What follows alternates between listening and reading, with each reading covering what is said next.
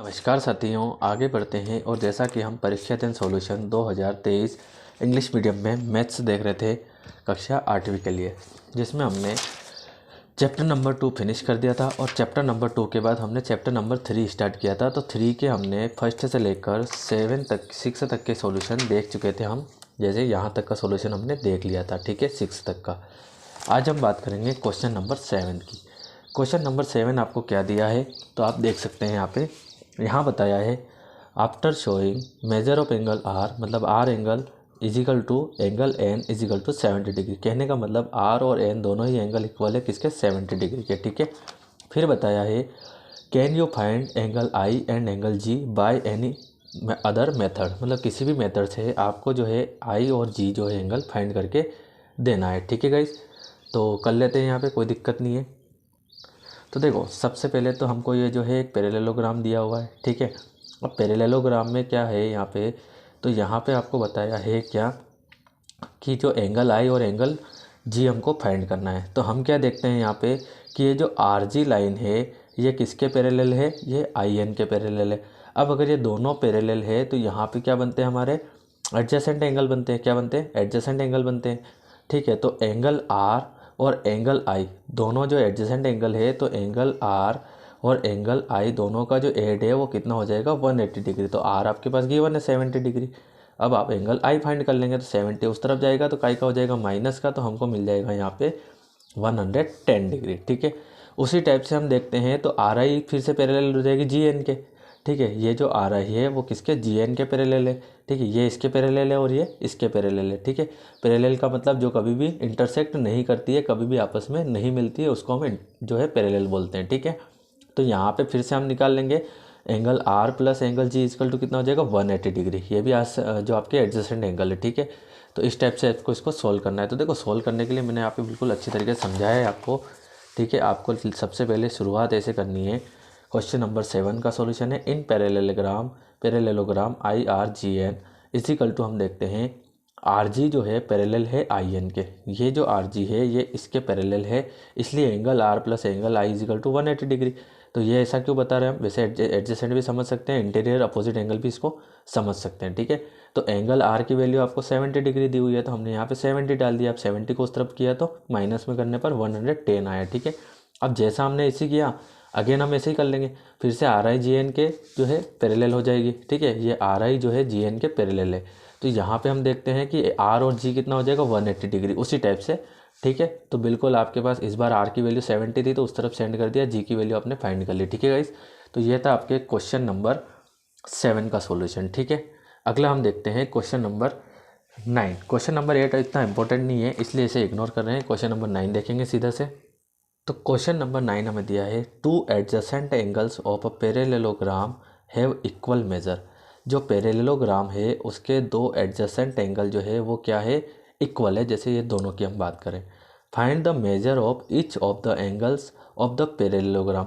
अब हमें क्या करना है, इसके जो है सभी के सभी एंगल्स हमें फाइंड करना है। देखो, सबसे पहले हम लिख देंगे, let the two adjacent angle of a parallelogram A B C D B, क्या हो जाएगा, angle A and angle B, ठीक है। जैसे ये ए हो गया और ये बी हो गया, ठीक है। ये हमने बता दिया। और इसको क्या मानेंगे हम, तो सपोज कर लिया कि भाई जो है जो ईच एंगल है वो एक्स डिग्री है ना, मतलब ये भी एक्स है ये भी एक्स है, ठीक है।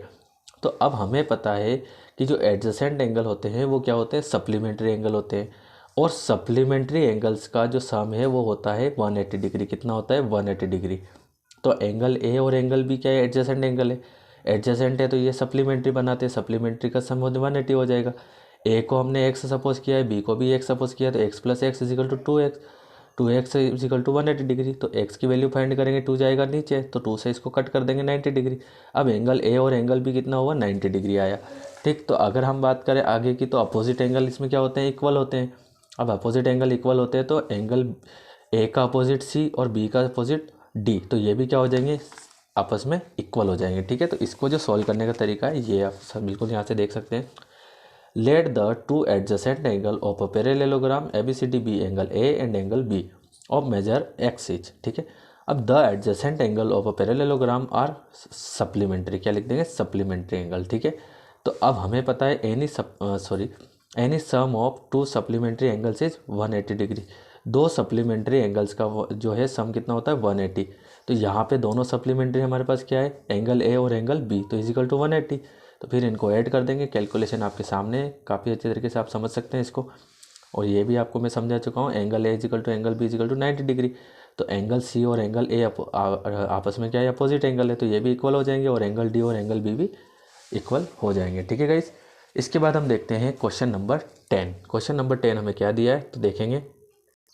क्वेश्चन नंबर 10 हमें दिया है, given figure PQRS is a rectangle in which OP is equal to 2x+4 and OS is equal to 3x+1, find the value of x। आपको जो है एक फिगर गिवन है यहाँ पे रेक्टेंगल का, उसमें आपको क्या करना है, x की वैल्यू फाइंड करनी है। तो देखो सिंपल सी बात है, ये जो रेक्टेंगल है इसके, ये रेक्टेंगल एक तरह से क्या होता है, पैरेललोग्राम भी बनता है। ठीक है, फिलहाल हम बात करते हैं, ये एक इसका डायगोनल है और एक ये इसका डायगोनल है। अब डायगोनल जो है, अभी ध्यान रखिएगा आप, जो डायगोनल है वो हमेशा क्या होते हैं, इक्वल होते हैं। क्या होते हैं, इक्वल। कहने का मतलब PR जो डायगोनल है वो किसके इक्वल है, SQ के इक्वल है, ये ध्यान रखिएगा। ठीक है, क्योंकि डायगोनल की लेंथ क्या होती है, इक्वल होती है। अब डायगोनल इक्वल है तो हमारे पास तो ये इसका हाफ है, इस डायगोनल का हाफ क्या हो जाएगा, OP, और इस डायगोनल का हाफ हो जाएगा SO। ठीक है, डायगोनल इक्वल होते हैं तो उनके हाफ भी क्या हो जाएंगे, इक्वल हो जाएंगे। बस तो फिर OP की जगह 2x+4 रख देंगे और OS की जगह 3x+1 रख देंगे। ठीक है, तो हमने ऐसे इसको सॉल्व कर लेना है। फिर जो है x की वैल्यू x के पास और डिजिट के पास। ठीक है, जैसे कि मैं यहाँ पे बता देता हूँ आपको, OS is half of diagonal OQ and OP is half of the diagonal PR।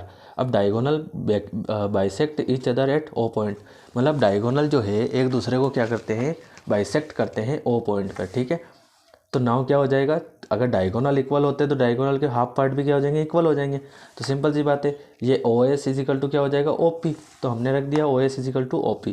अब OS की वैल्यू है 3x+1 और OP की वैल्यू है 2x+4, तो यहाँ पे ये कर देंगे। अब 2x को इस तरफ लेंगे और 1 को इस तरफ ले लेंगे, 3x - 2x x हो जाएगा, 4 - 1 3 हो जाएगा। ठीक है गाइस। उसके बाद इसका क्वेश्चन नंबर 11 निकल के आता है, जो कि आपके सामने है, आपको इसको पढ़ लेना है। Explain why a rectangle is a convex quadrilateral, मतलब ये जो रेक्टेंगल होता है कॉन्वेक्स क्वाड्रिलेटरल क्यों होता है। तो पहली बात तो all the angles measure less than 180 degree, इसके जो सभी एंगल होते हैं वो 180 डिग्री से क्या होते हैं, कम होते हैं, लेस होते हैं, है ना, छोटे होते हैं। It's both the diagonal lie in the interior of the rectangle, क्या बता रहा है कि ये जो डायगोनल होते हैं वो कहाँ लाई करते हैं, इंटीरियर ऑफ द रेक्टेंगल। कहने का मतलब रेक्टेंगल के अंदर इसके क्या होते हैं, डायगोनल होते हैं, ये वाले। ठीक है, तो आपको ये यहाँ से देख के नोट कर लेना है। एक और क्वेश्चन हम देख लेते हैं, क्वेश्चन नंबर 12। क्वेश्चन नंबर 12 आपको दिया है, ABCD is a rectangle, find the value of x। तो सिंपल सी बात है कि ये जो है एक रेक्टेंगल है, तो हम बता देंगे कि rectangle is a parallelogram whose all angles are क्या है, equal, measure of each angle is x degree. ठीक है, तो सिंपल सी बात है, मैंने यहाँ पे ये भी सॉल्व करा रखा है, आप देख सकते हैं यहाँ से। तो a rectangle is a parallelogram whose all angles are equal. एक जो रेक्टेंगल होता है वो क्या होता है, पैरेललोग्राम भी होता है। ठीक, और उसके सभी एंगल्स क्या होते हैं, आपस में इक्वल होते हैं। क्या होते हैं, इक्वल होते हैं। तो let the each angle is equal to x degree, मतलब कि इसके जो सभी कोण है, वो सभी एंगल है, वो हमने क्या सपोज कर लिए, x डिग्री सपोज कर लिए हैं। ठीक है, let the is sorry then, अब हमको पता है कि किसी भी क्वाड्रिलेटरल के जो चारों एंगल्स होते हैं उनका सम कितना होता है, तो उनका सम होता है 360 डिग्री। कितना होता है, 360 डिग्री। तो यहाँ पे हो जाएगा 1 2 3 4, सबका जो सम है वो कितना हो जाएगा, 360 डिग्री। तो 1 2 3 4 कितना हो जाएगा, 4x। x की वैल्यू फाइंड करेंगे, 4 नीचे जाएगा, 4 9 36 हो जाएगा। तो x की वैल्यू जो है 90 डिग्री निकल के आएगी। Therefore all angles equal to कितना हो जाएगा, 90 डिग्री। और ये आपका फाइनल आंसर। यहाँ पे आप लिखना चाहें तो लिख सकते हैं, the sum of all interior angles, क्या लिख देंगे, interior angles in quadrilaterals is 360 degree. कितना लिख दोगे, 360 डिग्री। ये लाइन आप यहाँ पे लिख सकते हो, चाहो तो नहीं भी लिखोगे तो चल जाएगा। ठीक है गाइस, तो ये था आपके क्वेश्चन नंबर 12 तक का सॉल्यूशन। अब आते हैं आपके लॉन्ग टाइप के जो क्वेश्चन आंसर है वो, तो वो हम नेक्स्ट वाले वीडियो में देखेंगे। तब तक के लिए थैंक यू गाइस, मिलते हैं नेक्स्ट वीडियो में।